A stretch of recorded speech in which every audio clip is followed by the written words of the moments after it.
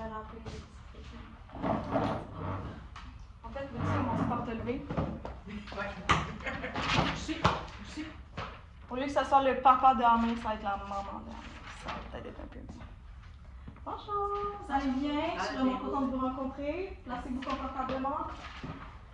Je suis vraiment contente que vous ayez pu me rencontrer aujourd'hui pour qu'on puisse discuter du cheminement de votre garçon Amé. Donc, tout d'abord, Prends ton temps. Tu as le droit d'effacer aussi. Ok, ouais, c'est vrai. Donc, je vais commencer par vous dire que votre garçon, c'est un petit garçon qui a déjà développé son autonomie quand même assez bien. Il est capable d'attacher ses souliers toute seule, ce qui est vraiment bon. Il ne nécessite pas mon aide pour attacher ses souliers. Il est capable de les mettre toute seule. Il a aussi une bonne concentration. C'est un petit garçon, il est capable de faire des tours avec 15 blocs aussi. Donc ça, je trouve ça quand même assez impressionnant. Puis, il compte même jusqu'à 10. Donc pour son âge, c'est super bien. Ça démontre qu'il est très développé et que tout va bien de ce côté-là dans son développement. Donc ça va super bien. Par contre, depuis peu de temps, j'ai observé des petits changements. Il y a une période depuis peu de temps où est-ce qu'il exprime sa frustration en frappant et en mordant les amis du groupe. Aussi, il y a de la difficulté à partager les jouets. Donc, il ne partage pas ses jouets. Mais là, ça c'est sûrement parce que tu es une mauvaise éducatrice. Comment ça, vous pensez ça? Ben là. Est-ce que vous avez observé que j'ai fait quelque chose qui vous démontrerait que je ne suis pas une bonne éducatrice pour votre garçon? Ben, de toute façon, là, c'est juste. Moi, mon garçon, là, il mord pas. C'est sûr que non. Je sais pas d'où vous sortez ça, là, mais moi, j'aime pas ça qu'on pense que je sois une mauvaise mère, puis que mon garçon, là, moi, je suis sûre qu'il mord pas, là. Jamais il a fait ça à la maison. C'est n'importe quoi ce que vous dites. Moi, c'est sûr que c'est à cause de vous. Je comprends comment vous pouvez vous sentir. Je vous rassure que je pense pas que vous êtes une mauvaise mère. Au contraire, la maison et la garderie, c'est vraiment deux milieux qui sont très différents. Donc, ça se peut que votre garçon fasse des choses à la garderie qu'il ne fait pas à la maison parce que c'est justement très différent. Tu sais, à la maison, peut-être, est-ce que c'est un enfant unique, votre petit Amir? Est-ce qu'il y a des frères et sœurs? Il y a un frère plus vieux. Ok, c'est ça. Qui va à l'école. Ok. Donc, tu sais, peut-être que justement, à la maison, vu que son frère est un petit peu plus vieux, ils sont comme pas au même niveau, il n'y a pas nécessairement de résolution de problème à faire côté jouets et tout. Tu sais, dans le partage des jouets, ils ont probablement pas les mêmes jouets qu'ils utilisent à la maison. Puis, tu sais, en CPE, il y a beaucoup d'enfants dans son groupe, donc peut-être que c'est déstabilisant pour lui, puis il n'est pas habitué de côtoyer. Déstabilisant. Je comprends pas ça. C'est quoi ça veut dire, ça? Ben, peut-être que justement, c'est beaucoup pour lui. Il est très. Comment dire? Peut-être qu'à la maison, il y a plus d'attention et que là, dans la classe, vu que je dois partager mon attention avec les autres enfants, je me dis peut-être que c'est un petit peu déstabilisant pour lui, justement.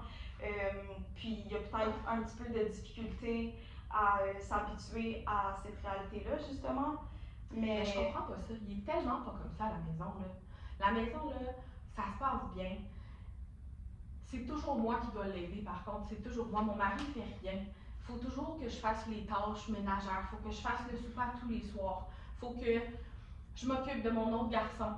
Il faut que j'amène l'autre garçon à l'école. Puis, mon mari fait rien. Fait de me faire dire que, justement, à la maison, le problème n'arrive pas, mais que là, à la garderie, ça arrive, moi, je comprends pas ça.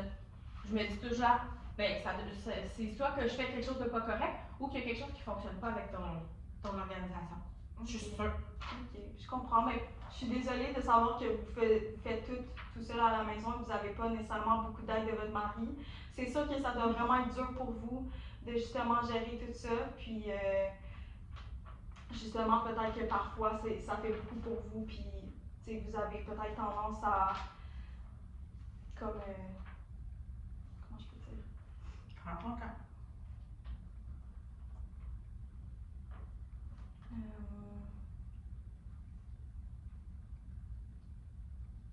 vous sentez submergé? Ouais. Ok, c'est bien.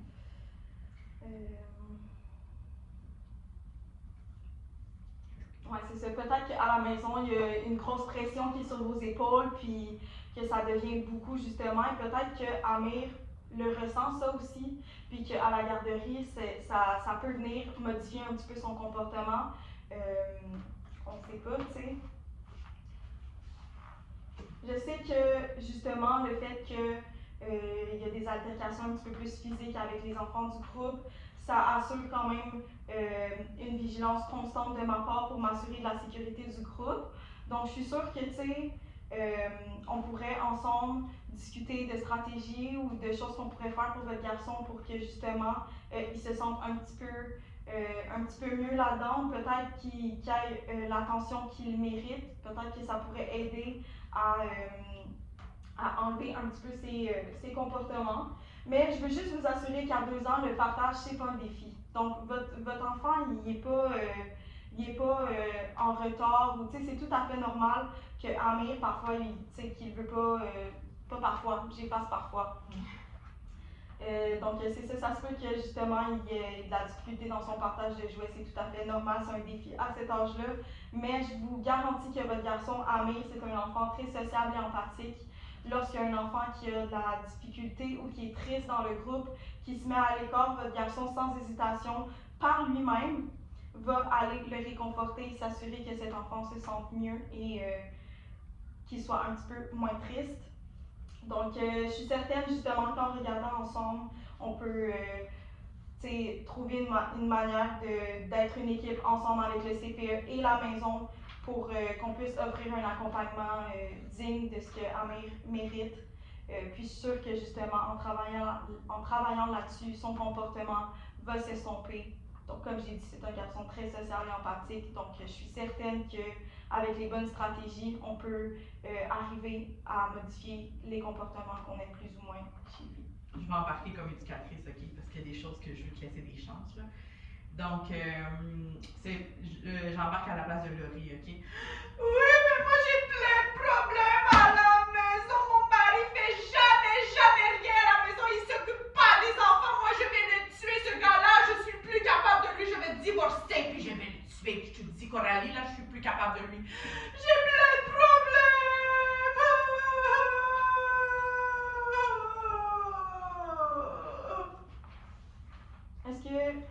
Est-ce que vous êtes sûr que ça va bien? Avez-vous besoin d'un câlin, quelque chose? Est-ce que je peux faire quelque chose pour vous aider? Je veux juste que tu m'aides à tuer mon mari. Moi, je veux plus le voir, mon mari. Je le déteste. Est-ce qu'il y a une raison, justement, pourquoi votre mari a décidé de ne pas venir à notre rencontre aujourd'hui? Je sais pas. Je pense qu'il travaille trop. Donc, moi, je pense que je suis tannée de lui, là. Mais bon, je veux pas parler de lui, là. On va parler de vous parce que vous, là, j'ai vraiment un problème avec vous. L'autre fois, là, je vous ai vu, vous avez levé la main. Donc, vous êtes venu pour frapper mon enfant. Et là, vous m'avez vu, donc vous avez remis votre main dans votre poche. Mais moi, je sais que t'es une mauvaise éducatrice. T'es vraiment une mauvaise éducatrice. T'es vraiment une pas bonne, là. Une pas bonne, là. J'ai jamais vu une éducatrice aussi mauvaise que toi. OK. Je comprends que vous avez peut-être vu des choses, mais je peux vous garantir que je ne lèverai jamais la main sur votre enfant, ni sur aucun autre enfant de mon groupe. Peut-être que, justement, vous avez vu quelque chose et vous avez tout de suite sauté aux conclusions. Mais je peux vous garantir que j'ai pas essayé de lever ma main sur votre enfant. Je sais pas qu'est-ce que je vous ai fait personnellement pour que vous pensiez que je ne suis pas une bonne éducatrice pour votre enfant. Je l'accompagne, j'essaie de trouver des stratégies pour l'aider justement à gérer sa frustration ou à trouver d'autres moyens pour exprimer sa frustration autre qu'en frappant ou mordant votre enfant. Et ça, je considère que c'est quand même... Frustration, c'est quoi ça veut dire frustration? Je comprends pas.